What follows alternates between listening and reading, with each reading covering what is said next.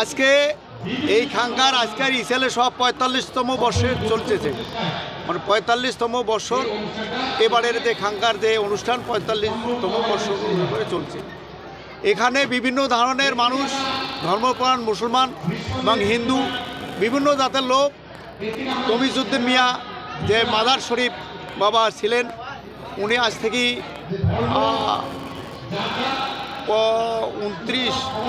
15 বছর আগে উনি পরলোক গমন করছেন, এন্তেকাল করছেন 15 বছর আগে। কিন্তু উনি আজ থেকে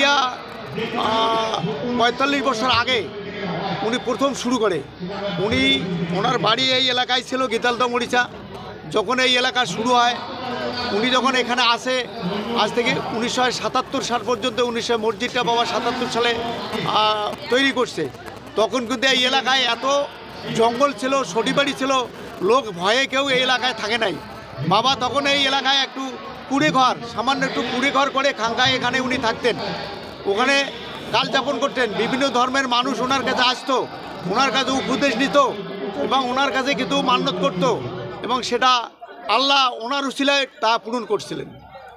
এই পূরণ অনুষ্ঠানে আস্তে আস্তে আস্তে আস্তে প্রসার হয়ে যায়। প্রসার হওয়ার পরে বাবা যখন পর্দা গ্রহণ করে, তারপরে আরও বেশি জিনিসটা প্রচার হয়। বাবা যেদিন ইন্তেকাল করে 3 দিন পরে এই মাদার শরীফ ওনার মাজার দেওয়া হয়। বিভিন্ন ধরনের লোক বাইরের থেকে আসছিল ওনাকে দেখার জন্য, যে বাবা যে চলে গেছে 3 দিন পরে লাশটা কেমন ছিল। যেমন চলে গেছে, মানুষ যেমন ঘুমায়, সেই রকম ঘুমন্ত অবস্থায় 3 দিন পরে ওনাকে আমরা মাজারে দাপন করছি। আজ থেকে 15 বছর আগের ঘটনা। এই যে মানত করতে যে মানুষগুলো আসে, তারা উপঢৌকন হিসাবে, দান হিসাবে কি কি দেয়? দান হিসেবে টাকাও দেয় এবং ছাগল, গরু, বিভিন্ন ধরনের দান, তারা হাঁস, মুরগি, ছাগল, গরু দেয়। কেউ কলা পাতা দেয়, এখন কলা পাতা নাই, আগে কলা পাতা দিছিল, এখন পাতা দেয়, চাউল দেয়, ডাল দেয়, তেল দেয়, বিভিন্ন ধরনের যার যেটা মানুষ করে দেয়, আমরা তার সেটা দান গ্রহণ করি। সেই দানগুলো আপনারা কি কাজে ব্যবহার করেন? আমরা এই দানগুলো বিশেষ করিয়া এখানে মাদ্রাসা চলছে বাবার নামে, এই মাদ্রাসা চলছে ইতিমখানা, এখানে 2 বেলা খাওয়া হয় ইতিমদের পড়াশোনা, মোদারেস খরচ, আবাসিক আছে, এই দান দিনের খরচ হয়, এবং কিছু বাবারের মাজারের কাজও কিছু করা হয়। কতজন ছাত্রছাত্রী আপনাদের মাদ্রাসায়? এখানে আমাদের কমপক্ষে এবারে 50 জনের মতন আছে, 3 জন টিচার আছে। তাদের বেতন এই দানের থেকেই বেতন দেওয়া হয়, খাওয়া দাওয়ার সময়। আজকের অনুষ্ঠানে কারা কারা অতিথি হিসেবে আসছেন? এখানে প্রধান অতিথি আছেন প্রাক্তন মন্ত্রী হিতেন বর্মন, বিশেষ অতিথি আবেদ আলী মিয়া, প্রাক্তন শীতলকুচি ব্লক সভাপতি এবং বর্তমান ব্লক সভাপতি তপন কুমার গুহ মহাশয়, এবং আরও অনেকে এখানে অতিথি এসেছেন। কেন আপনার? আমার নাম নুর ইসলাম মিয়া। কোন দায়িত্বে আছেন? আমরা এখানে কমিটির দায়িত্বে আমি আছি।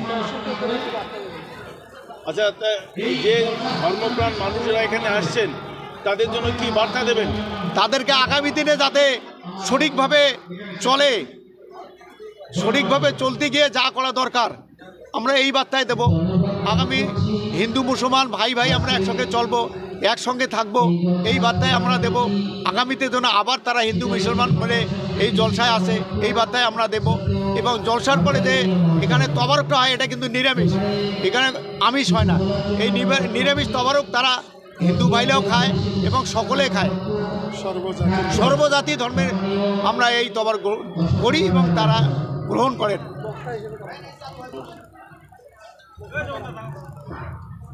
আজকে আপনাদের এই যে ইসালে সওয়াব, তাদের কোন বর্ণনা বক্তা হিসেবে আসছেন?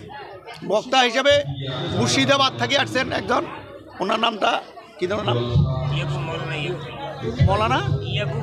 মৌলানা ইয়াকুব আলী, মুর্শিদাবাদ। বাংলাদেশ থেকে একজন আসছেন, ওনার নাম হচ্ছে বাংলাদেশ থেকে একজন মুর্শিদ আলম খান, মুর্শিদ আলম এবং মোজাম্মেল হক। আরও বিভিন্ন বক্তা, কমপক্ষে 40-45 পার হয়ে গেছে বক্তা, এত নাম বলা মুশকিল। এবং কুন্ডিবাড়ি থেকে আব্দুল রশিদ সাহেব আসছেন। আচ্ছা, যে পীর যে এখানে তার কোনো আপনজন এখানে থাকেন বা আসেন? না, ওনার আপনজন বলতে ওনার বাড়ি তো এখানে ছিল। উনি আজ থেকে 50 বছর আগে বাড়ির থেকে নিখোঁজ হয়। নিখোঁজ হয়ে কোথায় গেছিলো বলা মুশকিল, কেউ ওনার খোঁজ পান নাই। তারপরে কিছুদিন পরে উনি বাংলাদেশে হাতিবান্ধায় এক দরবেশ ছিল, ওইখানে খোঁজ পাই। ওইখানে খোঁজ পাওয়ার পরে ওখান থেকে উনি বনচুকিতে একটা বাড়ি করার পরে উনি আমাদের এলাকায় ঘুরে, সারা এলাকায় ঘোরার পরে ওনার ওই বনচুকিতে যেদিন উনি মারা যান আর কি, মারা গেছে বনচুকিতে।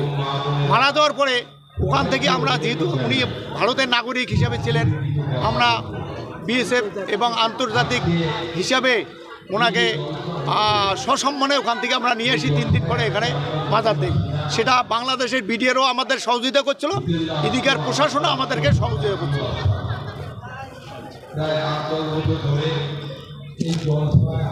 ভালো হচ্ছে।